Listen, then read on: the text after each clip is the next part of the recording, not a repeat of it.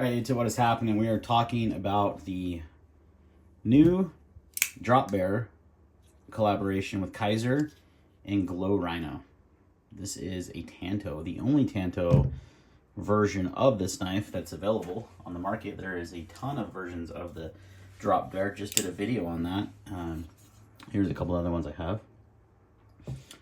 And the biggest difference in this, obviously besides the Tanto blade also, is, well, two things. One, you have this tritium insert in the back, which is really cool. It glows really brightly. In fact, I wonder if I could get it to glow even with it being daylight outside. If I just shine a flashlight on it, let's see. We can get that to glow a little bit for us.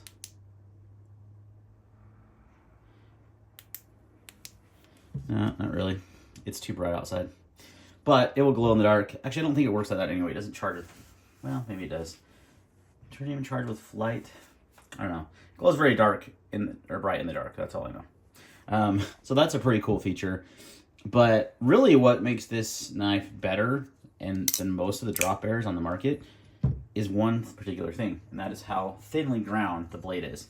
It's one thing. There's only been a few reviews on YouTube on this anyway.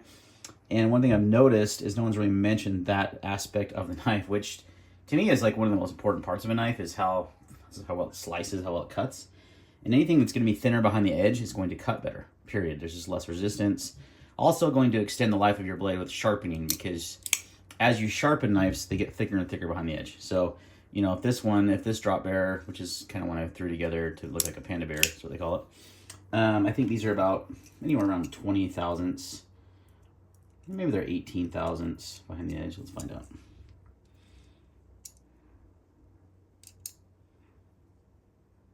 Okay, something's way off with this.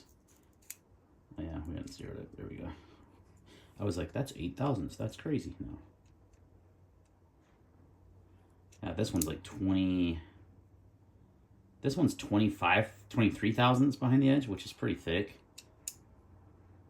Yeah, that's actually thicker than normal.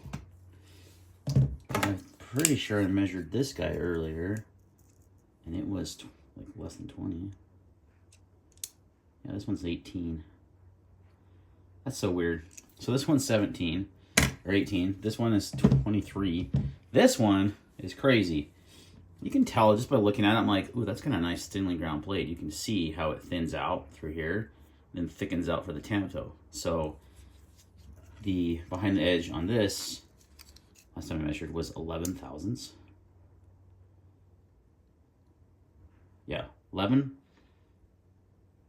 So just a little over 11, right between 11 and 12 thousandths behind the edge. That is crazy thin. That is like custom knife ground, custom regrind thin. You don't see too many production knives that are ground that thin. This is my other thinnest, the Rhino, and it's about 14 thousandths behind the edge. So that is pretty crazy. I didn't realize, when I got it, I'm like, oh, that looks thinly ground, but I hadn't really measured it because I didn't have, honestly, I lost my calipers, so I bought new ones. And they are crazy thin. So not only are you getting the only Tanto version, which I do like Tanto blades, and it's got that really nice, it thickens out up here to about 20-some thousandths, so it's definitely thicker. So it's got a nice stout tip for piercing and such. But for slicing, this edge is super good.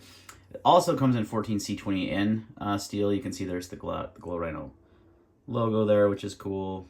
The designer Azo. You have the Glow Rhino logo and the Kizer logo on the clip, as well as the translucent handle. Looks pretty sick. Now, people have successfully transferred these liners to basically replace the scales, so you don't have it. If you don't like the acrylic, I do. I think it looks cool. Plus, it's grippy and lightweight.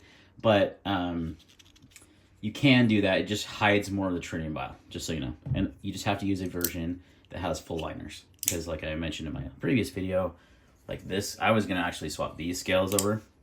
These don't work because these are linerless. No, not linerless. They're nested liners. So these scales do not work for that. So you'd have to find essentially anything but the lightweight versions of the drop bear should work for you. So that's one of the coolest features of this model. These come in they're $100 on their website, but it's easy. There's a discount code out there for 20% off that's floating around.